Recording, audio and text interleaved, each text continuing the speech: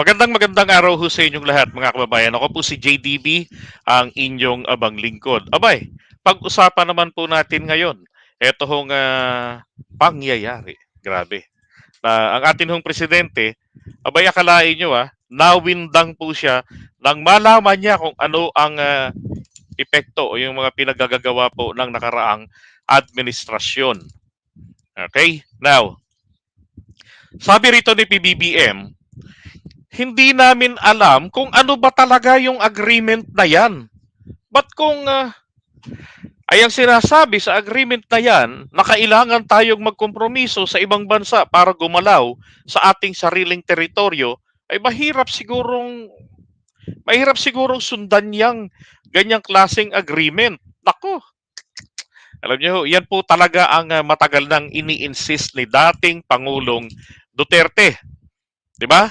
In one of my content before, was last year, sabi nga sa inyo, ini-insist niya na yan dahil ang sabi niya nga, kailangan na itong sundin o sundan ng gobyerno natin dahil involved dito ang integrity ng bansa. Kaya naman po pala, napakalalim pala ang kanyang ginawang ah, kompromiso. Sa madaling salita po, or sa another layman's term, nung panahon nila, ang tawag po doon sa kompromiso ay hindi po kompromiso, binenta, ipinagbili. Okay? Kaya po ang inyong Lola Maharlika, talagang halos malaglag na ang mga kaliskis sa kaka-atake kay BBM, kakapanirang puri, dahil po gusto nilang mapagtakpan at muling mapalitaw na si Daddy Diggs ay talagang bakabayan para lamang sa bayan. Ayun, ito ngayon po ang epekto. At totoo po, kahit po yung susunod na presidente, kung hindi man si PBBM at ang naging presidente o yung susunod sa kanya, maliban na lang kay VP Sara, nako, mahihirapan din talaga sa sitwasyon na iniwan ni Daddy Diggs. Now, look at this. Sabi niya I am horrified by the idea that we have compromised in through a secret agreement the territory, the sovereignty, and sovereign rights of the Philippines.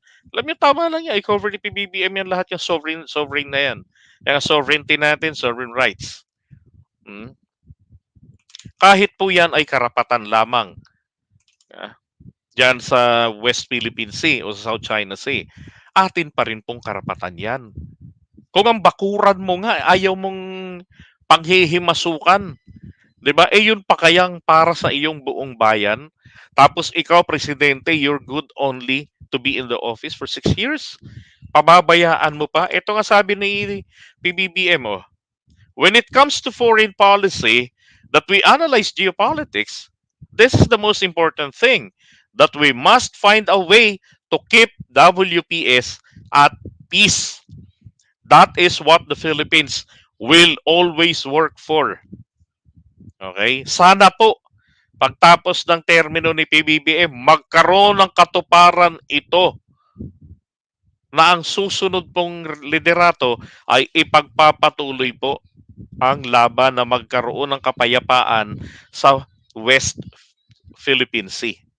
Okay? Yan ang kanyang isinusulong. Hindi po ito taliwas sa kanyang mga sinabi noon kay Boy Abunda. Ang sinabi niya lang doon na, Gakamari, ang pinakabuod lang naman nun, ayokong maipit ang ating bansa sa awayan ng Amerika at ng China. Malalaking bansa yan. Biro ko nga, kapag bumahing ang isa dyan, nako, mabubura tayo sa mapa. Totoo yun. 'Di ba? Pero hindi po niya tinalakay doon na kung ang ating karapatan, ang ating teritoryo o yung sovereign rights natin sa West Philippine Sea. Ang kanya lang po ay ideya kung dalawang higante ay magbanggaan at dahil po nasa kasumpa-sumpang geographical location tayo, talagang maapektuhan tayo. So, ano po ang dapat nating gawin? Hindi lang po niya pinoint out na kailangan po nating magpalakas dahil tiyak maraming magre-react. 'Di ba? Now, sabi niya rito however, we also have to respond to the actual situation on the ground. They cannot cover our eyes and pretend that nothing happened. Digong, digong, digong. Sabi ni PBBM, kailangan, sabi niya, gayon pa man na isinusulong natin at sana ang darating ng mga gobyerno natin ay sikapin palagi na mapanatili ang kapayapaan sa West Philippine Sea. Gayon pa man, kailangan nating tumugon sa mga sitwasyon, ay mga actual na sitwasyon. Hindi nila mapapapikit ang ating mga mata at magtanggap na lamang tayo na walang nangyari. Katulad rin naman yan eh. 'Di ba? Katulad lang naman din yung nakarang admin eh. Putragis, sabi tuloy ng mga dati kong mga kabalahibo. Hindi naman ako DDS. Supporter nga lang lagi binabanggit ko eh. 'Di ba? Because I love to support the government. Okay? So, sabi nga nila noon, alam niyo si Tatay Digong ano yan eh. Magaling yan maglaro, no? Chess, kumbaga chess grandmaster yan. Anak ng putya, hindi ko akalain na yung mga taong sinusundan ko, yung mga argumento nila. Kaya mula noon sabi ko ayoko nang manood sa kapwa ko vlogger eh. Ayoko nang makipag-usap pagdating sa topic. Kasi putrakis, hindi ko akalain itong mga to pala naka-payroll. Kaya pala may mag-PPM sa akin dati, JDB, dito ka lang makinig kay ganito-ganito. Yung mga ganyan. Tapos, bakit ganoon? Pare-pareho sila ng sinasabi. 'Di ba? But alam nyo, hindi ako gano'ng nagpapapansin nung kay Maharlika. Kasi I hate that lady talaga. Hindi ko gusto yung style niya nung pagbablog. Ayoko yung gano'n na manghiya ng tao. Tapos parang palitawin mo lang magaling ka, apakan mo yung tao. Hindi, issue-based tayo. Okay? Kaya lang, like yung sinasabi, ako para sa bayan. Oras na kalabanin mo na ang aking bayan, kalaban na rin kita. Iwanan na kita. I am an activist by heart. Isa akong Filipinista at never been naging komunista. Si PBBM, natuwa ako nung kumandidato sapagkat kapareho ko siya ng ideology. Natural kay PBBM na ipaglaban ang West Philippine Sea. Dahil kung hindi, nako, ako ang isa siguro sa mga nauna pa na bumakbak sa kanya. Kaya noon tiwala akong hindi siya magiging pro-China. He will find that's what he always do eh. He love finding ways.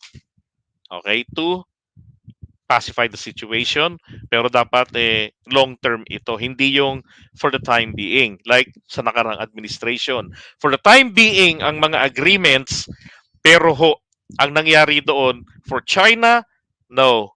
Hindi ito for the time being. Yan ay kinikimkim nila ito. Na ito ay stand ng gobyerno at kailangan ng mga susunod ay sundan ito. Now, para po dito sa nakarang administrasyon na ganun lang yung idea, nako, malaking pagkakamali. Kaya lang po damage ang inaabot ng sumusunod na administrasyon. Sabi nga po ni Ed Selagman, there can be no gentleman's agreement with a chronic aggressor like China in the West Philippine Sea. I agree with President Marcos Jr. that former President Duterte's unilateral and surreptitious agreement with China's principal official is a grave mistake and indeed compromises Philippine sovereignty. This has no binding effect. I totally agree. Dahil po sa ating saligang batas, ang sabi doon sa Legislative Department, lahat daw po ng mga international agreements, kahit na yan po ay verbal po, kailangan ng concurrence ng Kongreso. However, China loves to do that. No documents. No black and white. Pero, hahawakan kanila ang susunod na administrasyon, hahawakan nila ito sa iyong pangako, sa iyong salitang binitiwan. At ikaw ang sasakalin nila sa utang na loob, mga jutanginanang nyo. Sabi nga ni Maharlika. Ganon ang nangyayari kay dating Pangulong Duterte. To the point na ipamukha na sa taong bayan kung bakit kailangan niyang gawin ito. Dahil baon ang pamilya niya, ang lungsod nila sa utang na loob sa China. At dahil po sa paniwala niya, ang taong bayan ay sinasamba siya, kaya po sinasabi niya yun sa atin. 'Di ba? Kaya kahit na itong palihim na mga kasunduan, totoo naman pong palihim na bulgar lamang ng kulitin ng media. Oh, tingnan niyo yung 2016, yung fishing agreement, pinayagan do sa Scarborough Shoal. Ang mga mangingisda ano kapalit? Makapag patrolya pa ha, hindi po para mangisda lang. Ha? To fish and to patrol. Etong China Coast Guard. Kailan nalaman? 3 years later. Or more than 2 years, almost 3 years. 2019 lang. Kung hindi pa talagang sinusundot na ng mga taga-media ang puwet niya. At nung kanyang ikatatlong taon, medyo nagiging mabuway na ang kanyang galaw. Siguro kung ang mga loyalista noon nagkaisa lang na kalabanin siya, kalasan siya, babagsak ang administrasyon niya. Kaya nga unang inasikaso sahod ng mga militar at pulis. 'Di ba? At teachers kasi yun napakarami. Para pag magparally, maraming mahahakot. Okay, at ito ho, pambihira na ang isa pong katulad nito ni Lagman, nakalaban pa ng tatay niya at ng pamilya nila, by principle, sumang-ayon sa kanya. 'Di ba? Alam niyo kung tutuusin, mas mainam pa yung mga taga-Makabayan block Although they were demonized before, kaya nga ang tingin noon kapag ka-aktivista ka, komunista ka, NPA ka, kaya lagi sinasabi, I'm not, I never been a communist. Lalo ng NPA. Buti pa itong mga to, consistent po ang Makabayan block sa pagiging, sa pagmamahal sa kanilang bayan. 'Di ba? Wala pang taga-Makabayan block sa totoo lang na nagsabing, hayaan nyo na yung China dyan. Let's focus on another issue. Kailangan natin para sa sikmura ng bayan. Wala silang ganun. Pero si dating Pangulong Duterte, tragis, nakakainit ng ulo. Umiyak pa ako nung pinapanood ko yung meeting di Avance. Hinawakan yung bandera ng Pilipinas. Hinalik-halikan. Anak ng baka. Pero ang totoo palang nasa puso. Ini-imagine yata sa tagpong iyon ng halik ni Judas ay bandera ng China. Ito yung mabigat na salita niya ha. Sabi rito, President Duterte tells Chinese President Xi Jinping over telephone that Philippines will always be a friend of the Chinese people and will not allow. Lagyan po dapat ng ayan dyan. Yun po yan and I will not allow yung taksil. Anyone to use the Philippines to engage in anti-China activities. Yan po ibinalita ng Xinhua. Okay, yung Chinese media. Kailan yan? June 12, 2020. Yan po yung mga panahon na nag-aano na sila, nag-aalala na putang ina, 380 ba yun? 85 projects pinangako. Walang tinutupad. O di lahat, 'di ba? Lahat ng panunuyo, pati yan. Tawagan na Shenche, Shenche. Chow chow. Bawawaw. Ginawa ng lahat. Ha? Mabudo lang. Mabudo lang si Chi. Akala kasi kapag walang written agreement, sabi ni Sir Carlos, gentleman's agreement through reckless imprudence. Correct. Yan po yung exact talagang nangyari dyan. Akala niya kasi, ganun-ganun lang. Baka siguro tinakot ng China. Siguro ganito. Hoy, ikaw Tigong. Ikaw pangako amin dati. Sabi mo, Philippines will always be friend of the Chinese people. And you will not allow Philippines to be used to engage in anti-China activities. Bakit meron kayo EDCA? Bakit kayo EDCA dyan? Yung presidente mong sinilaan si BBM. Oti ka gago, bakit mo sira-sira, hindi ka tuloy sunod? Kaya sabi niya siguro, ganito, boss, utang ina yan. Okay, sabihin ko, drug addict yan. Birahin ko ng birahin yan, boss. Siraan ko ng siraan yung taong bayan. Total, Eh, nasamba naman ako ng mga gunggong ng mga Pilipino, mga PI na iyan. Ano sabihin ko, sunod yung mga yan. O, di ba? Ganun tayo nun eh. Anything, PRRD says. Tangina, we praise. Ooh! Oh, eh yung 2020, sabi nga sa inyo, di ba? Last 2 years ng termino niya. Hindi na sila pinapansin ng China. Dead man na sila noon. Kaya nga po yung Mindanao Railway, kasalanan ni BBM, bakit nawala? Hindi na, 'di ba? Kinancel, pinull out na rin nila yung request nila. Oh, ano bang ginawa ng China ron? Tinaasan yung interest rate.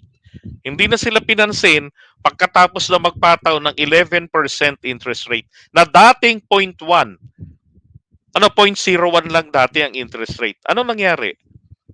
Ibig sabihin, ayaw sa kanila. Dead man na siya. Kaya lang, ito yung mahirap eh. Pag sa unang taon mo, 2 taon, makakuha ka ng pabor at nakita nila na naging askiser ka, no? Ang mangyayari diyan, papailang ka na sa katutak na pangako.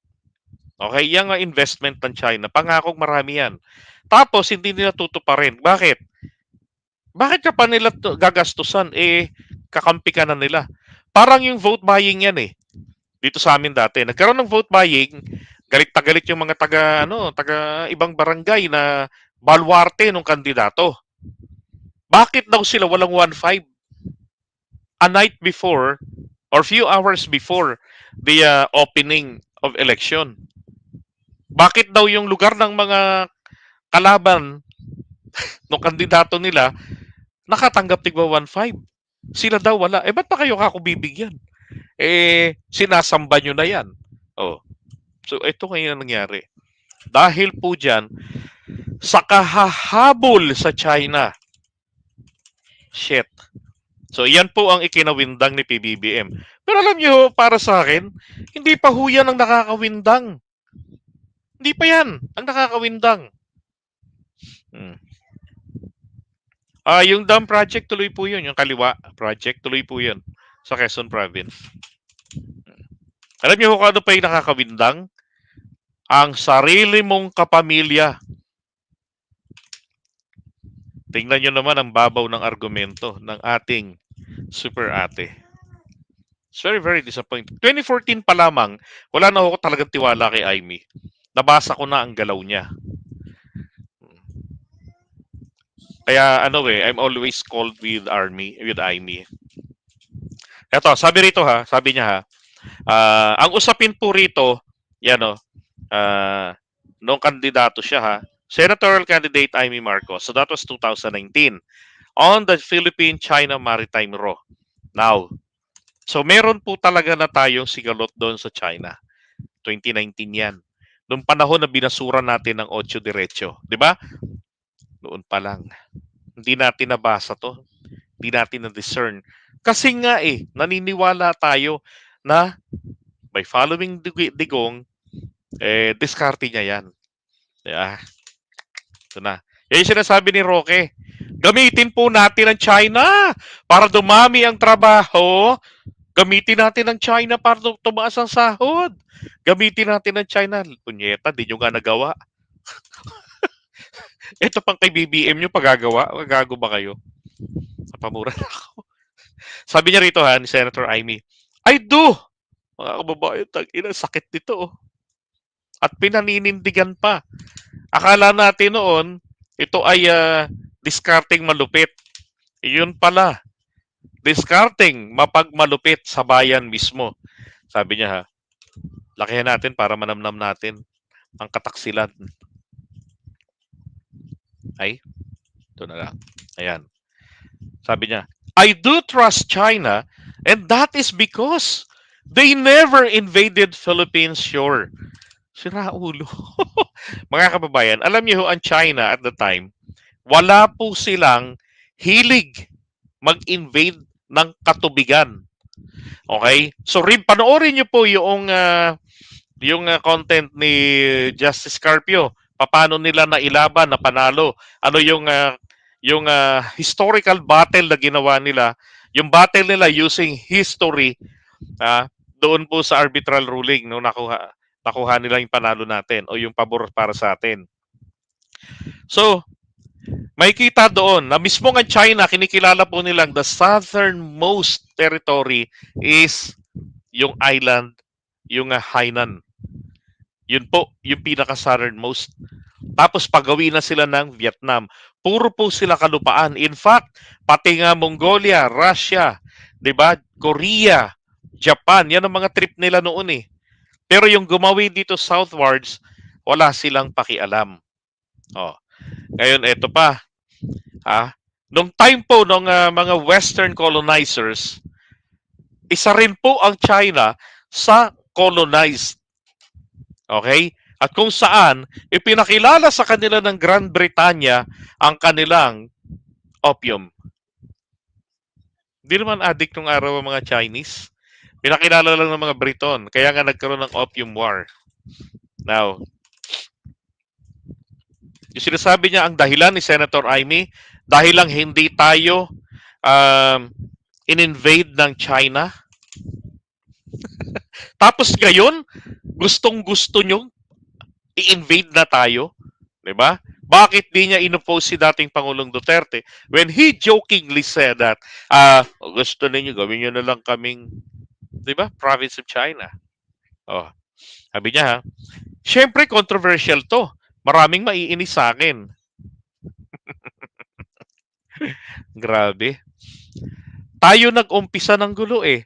Bakit naman kasi natin hinabla sa World Court? World Court. Sabi we started it. Tayo po ba talaga nagsimula ng gulo sa West Philippine Sea? Ang sinabi ng UNCLOS, karapatan yan ng Pilipinas.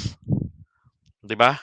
Si PBB, si Daddy Diggs, si Apo Lakay noon, nung 1970s, kasi ano yan eh, clean name lang niya. Pero 60s pa yan.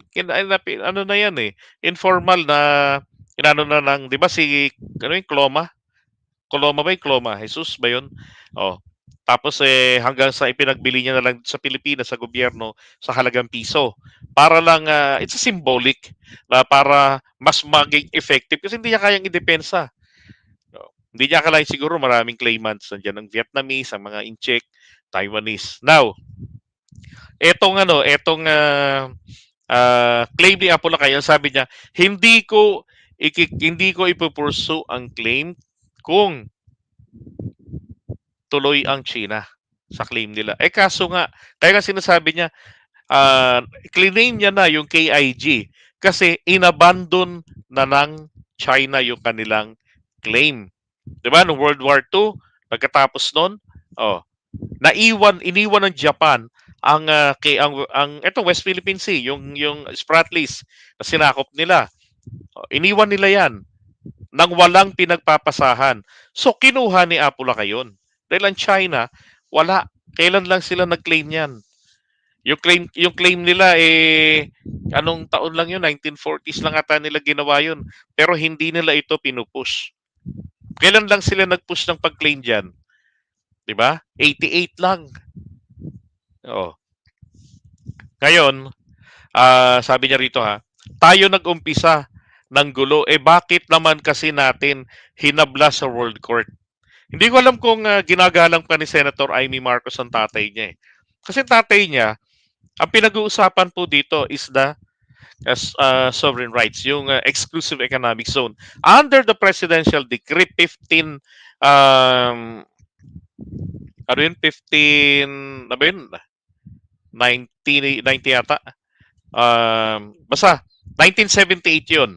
Okay, 1598 o 15, PD 1599. Yun po yung presidential decree ni Apo Lakay na kung saan tinuro niya hanggang saan ang ating exclusive economic zone. Nauna pa siya sa UNCLOS. Diba? Yeah, 1978, tinatag niya yung Kalayaan Municipality under ng Province of Palawan. Yan. Sipin mo na lang, Amy, yung pinaghirapan ng tatay mo ron. At kung saan nagawa pa ni McCoy na mapatahimik ang China dyan. Diba sa usapan nila ni Deng na hindi natin ma-settle itong problema natin dito. Let's focus on the development.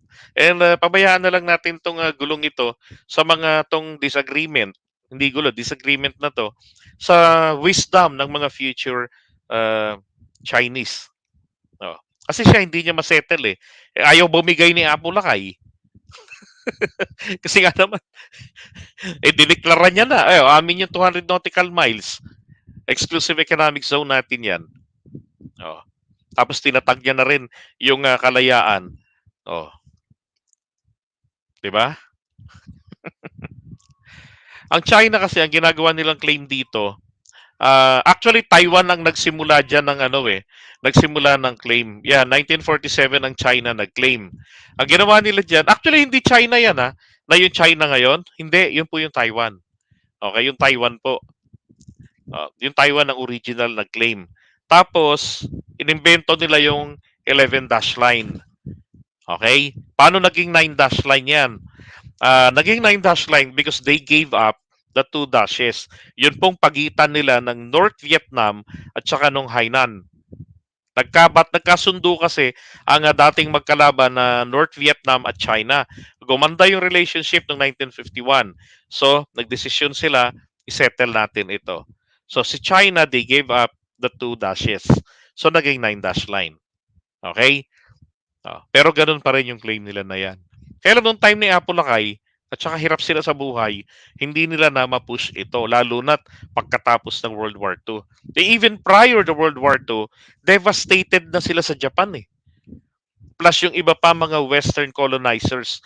I remember when I was a student, I had an English book na ang itsura ng China ay para silang pizza pie na hati-hati. Ito sa France, ito sa Great Britain. Ganun ang itsura nila. Hati-hati sila. Okay, now, going back kay Amy, sabi niya bakit naman kasi natin hinabla sa World Court? We started it. We pick a fight and then ngayon, yun pala hindi natin kaya. Ano bang klase yun? Talagang, ano bang klase yun? Talagang, takaw gulpi tayo. Diba? Grabe no, noong 2019, hindi natin to napansin. Diba? Umamin kayo. And congratulations sa mga nakapansin nito. Noon naman kasi kapag pinuna mo to, talagang ba siya nga abutin mo. Ako di ko talaga to napansin, sa totoo lang. Yan. At hanggang ngayon, ito pa rin ang kanyang paninindigan. Imagine, taong bayan, Pilipinas pa sinisi, ipinaglaban lang ni Pinoy. Alam nyo nung kasi, kaya ito tawag dito, ito kumbaga, mabenta pa rin sa mga Pilipino. Kasi ang nakatanim sa isip natin at successful sila ron, na itinanim sa isipan ng mga Pilipino, si Pinoy ang nagbenta ng Spratly Islands. At ang kanyang ahente ay si Antonio Trillanes. 'Di ba? At ang nakipaglaban para mapabalik ang sinasabi pa nga namin noon, naalala ko si Tatay Digong ang nakipaglaban para makabalik yang Scarborough Shoal sa mga Pilipino. Dahil kung hindi yan nakabalik, hindi makakapangisda mga Pilipino uli doon. Anak ng putya, oo. Yun pala, malalang fake news. So when I realized that, sabi ko, meron lang silang agreement base sa salita niya na parang personal agreement lang nila. So ganoon ka-importante si Daddy Diggs kay Xi Jinping. Naku, iyon pala. Pinakagat lang pala ng pinakagat. At ngayon na nga po, dahil hindi magpakatuta sa kanila si PBBM, ay ito na. Samot-saring mga akusasyon. 'Di ba? Adik, ay nako. Sa akin lang simple lang yan Kung sinabi na nga niya kung totoo yan, bakit? Bakit hindi pa lumabas noon? 'Di ba? Mamaya ho yan ang pag-uusapan natin. Okay, himay-himayin natin yan, pati itong Kiroke. Okay? Alright, so iwan muna natin to Kawawa naman ang ating Pangulo, no? Sipin mo, binabasa ko nga to kanina Um, Dito ako nalungkot bigla talaga. Sabi ko, shit, will pa ang ginamit. Oh. Talagang paninindigan. Alam nyo naman po ang ibig sabihin yan. 'Di ba? Ng will at saka ng would, ng may. Ang would, I would always be, ibig sabihin, meron naman itong kondisyon. Kapag sinabi naman natin ng may, gagawin, pero there's a possibility na hindi. Pero pag, 'di ba? Or close kumbaga ang possibility gawin. Pero pwedeng hindi pa rin. Ito naman pong will, ay talaga pong paninindigan ito. Sigurado itong ibig sabihin yan. Hmm. Sabi niya kay Xi Jinping, no? Uh, the Philippines will always be a friend of the Chinese people. It will not allow anyone to use the Philippines to engage in anti-China activities. Kaya pala, nagwawala sila kaagad nung magkaroon ng EDCA. Pero meron naman din naman siyang participation sa EDCA.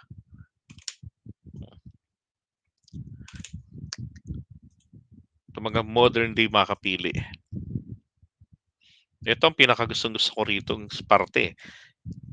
Hindi nila matatakpan ang ating mga mata.